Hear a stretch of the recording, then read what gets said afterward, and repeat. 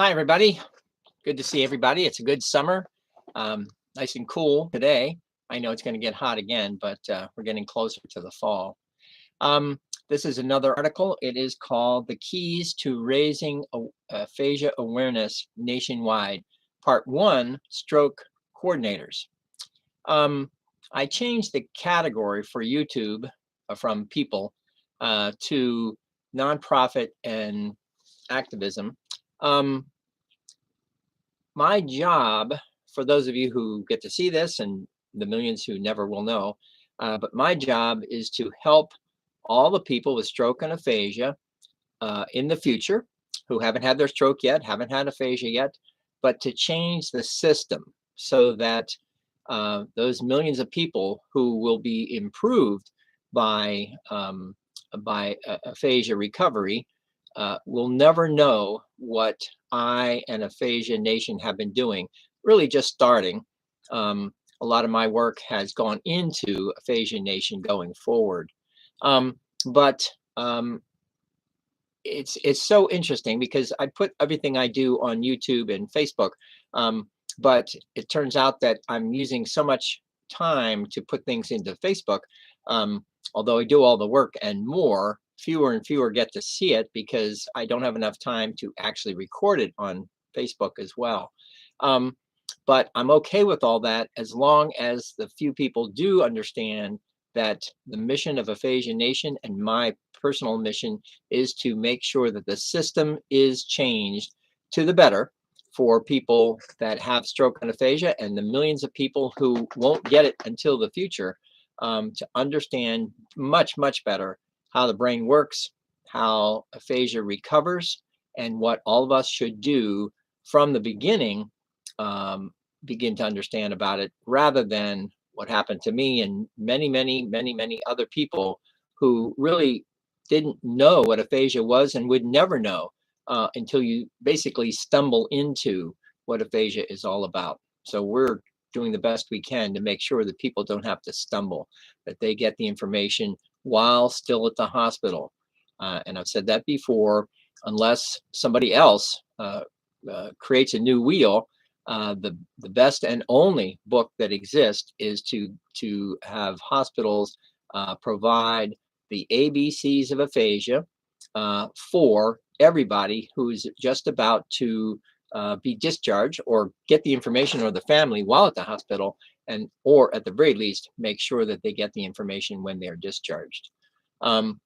And that is what we must do. We cannot wait until people are discharged with not a thing about aphasia, even though that 30 or 40% of people who are discharged with aphasia don't know anything about it, and the hospital won't tell you. So that is all part and parcel of what we are working on. The Aphasia Nation, this is that first article about stroke coordinators, because even the healthcare community is highly efficient. I don't mean efficient, but it's very good at what it does, but it's highly siloed. So here's me as a person with aphasia, not really understanding that there's a particular position within hospitals called stroke coordinators, and they sort of run the place. And I don't mean they run everything, for sure. They're typically nurses, but they can be other people who know an awful lot about how the system works. And they also get this new title, new position as stroke coordinators, trying to corral all of these incredibly difficult system where you have lots and lots of people within that system who do their individual activities. He or she tries to put all that together, and basically make sure that they're doing the best they can at that hospital to do what they always do, which is take care of those in need. So I didn't know about stroke coordinators, and when I only in the last couple of months did I find out about them, I started contacting them. Some started contacting me, and started understanding why stroke coordinators are so important.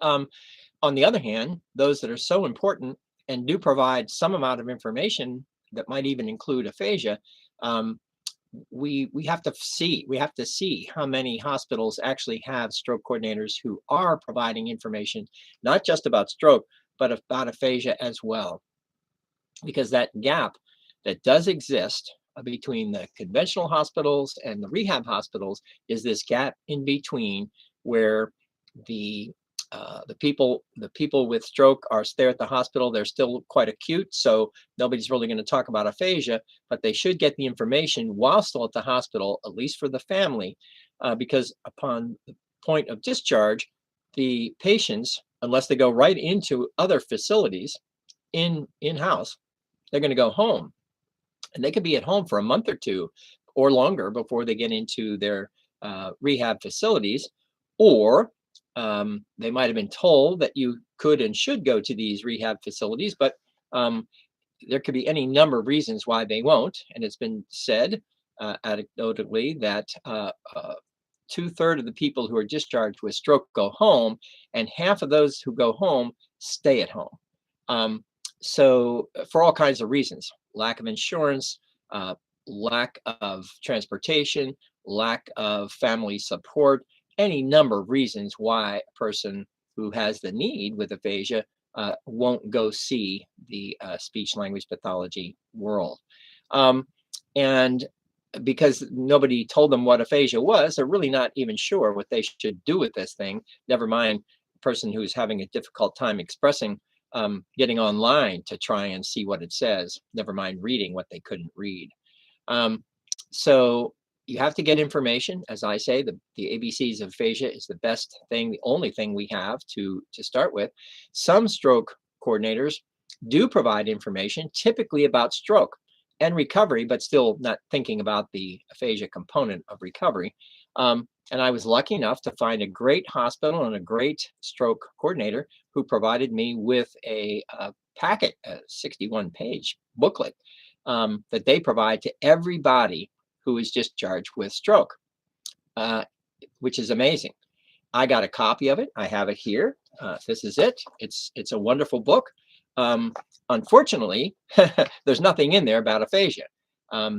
The last page is a glossary, and there's one line about aphasia in the glossary talking about it. So clearly, an awful lot of work has to be done by the community, by the healthcare community, to better understand about aphasia from the beginning. Because if you don't start at the beginning and you get to this gap in between, it may be that you never get out of the gap.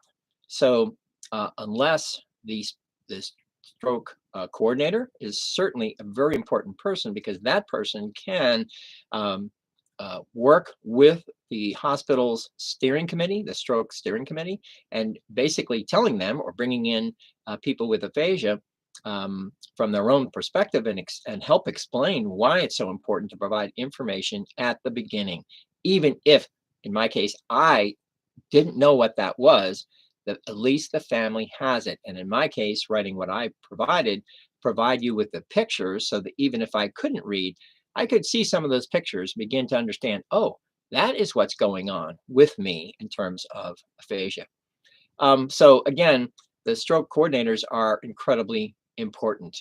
Um, the As I have found out, when I say I found out, meaning I found out over the last couple of months, that there are actually groups, associations of stroke coordinators around the country, and made one presentation to one in Missouri, and they were very interested in finding out more, because as one of the board members said, that uh, that and she said, any and all information about aphasia is greatly appreciated because there is so little of it.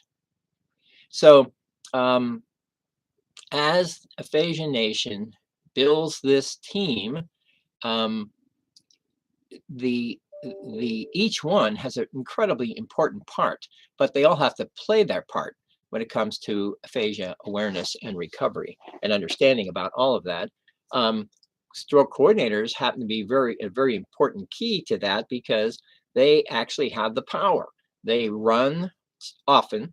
They run and have responsibilities as provided in the guidelines from the Joint Commission, which also needs to be part of this process, given that the Joint Commission, which accredits about half of all the hospitals in our country right now, we have about, well, we have 5,500 hospitals in the country, and just about half, 2,500, are stroke center accredited by the Joint Commission, and a couple of others as well. But basically, the Joint Commission is the leader in making sure that all this works. But interestingly enough, if you go to the website and put in aphasia, there won't be any talk about that either. So all of this has to be understood by all of the organizations who are there to do the best they can with their community, to realize that a huge component of people with stroke actually have aphasia. And I say huge, 30 to 40%, although a recent local hospital said that for whatever reason, they've been getting a lot more people with stroke, with aphasia, upwards of half of people with stroke actually having aphasia as well. So it is a huge component, and the fact that there's no discussion about aphasia until after leaving the conventional hospital, that continues to be a very big problem. And I can't press the nurses or the doctors. They talk with the patients and their family about communication problems, difficulty speaking. That's all good, and I know they're highly therapeutic and empathetic, but you have to tell them at the beginning, you have aphasia. In my case, I was assessed by an SLP, speech language pathology, at this hospital, a comprehensive hospital, a big hospital, and that was the only one who talked about aphasia. I saw the nurses every day, doctors every day. There was no discussion about aphasia. Again, not that I knew what that was, but the family could have known what that was. And this is a marathon. This is a lifelong piece of work, as it were, to work on your language, getting it better from aphasia. Why not tell them from the beginning, you have aphasia and here is what it is?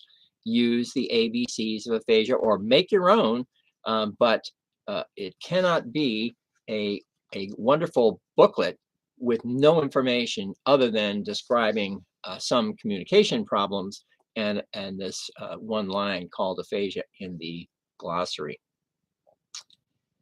So the one of the ways that the stroke coordinator can do is help build all of these activities into the system, because this can't be that we have one stroke coordinator or another who comes and goes, retires, and so on, and they have to do it all over again. That can't happen either. It actually has to be built into the system such that around the country, so many more people, we're talking, hundreds of thousands of people knowing more about aphasia from the beginning, as opposed to just stumbling around for those same hundreds of thousands of people who don't know about aphasia. It has to start from the beginning, and it can't be just YouTubes like this. It has to start from the beginning with the literature, the website for hospitals. Many hospitals do not even use the word aphasia at all. Even though they have SLPs working for them, there's still no explanation, no description of aphasia in their website. Literature, just brochures. You can use some of mine from Aphasia Nation, but somebody can do that. And again, you don't have to buy any additional staff to do this. You just have to put the right material in the right place so that when somebody is discharged with stroke and or aphasia, you push that button and you provide lots of information from most hospitals with all kinds of information as part of their discharge packet to include the ABCs of aphasia, so that you actually are starting this race that is a race that never ends. So website, literature, discharge materials, and then community education. Because for the same reason that people are beginning to understand much more about stroke and preventing stroke, the the community doesn't know what happens after the stroke, other than what they see physically, right? You can see that somebody had a stroke by the way they walk. But if somebody doesn't talk, they have no idea that you're not talking because you have aphasia and are having difficulty reading, writing, and speaking. So we have to let the public know, whether you're young, because you think you'll never have a stroke, yet unfortunately many young people do, or you're older, more likely to have a stroke, and you still don't know anything about how the brain works when it comes to aphasia and how it can recover, given all of these other factors, including, of course, severity and where it is in the head. But again, it's very important that people at Aphasia Nation do what we are doing. And I appreciate everybody listening to this and joining Aphasia Nation, because we have 50 states. Maine has 30-some hospitals. Obviously, a lot of other states have to do a lot more work. So we need a lot more people, both people with aphasia as well as stroke coordinators, SLPs, OTs, nurses, doctors, and so on going forward.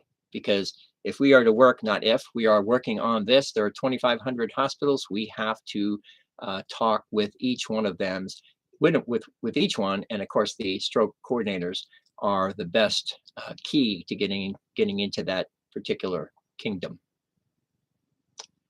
Thank you very much. Have a good day today.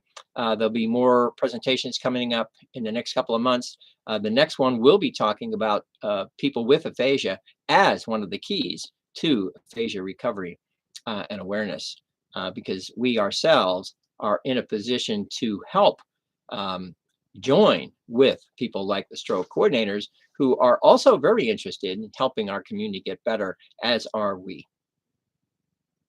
Thank you very much. I will be talking to you soon. Take care of yourself. Bye-bye.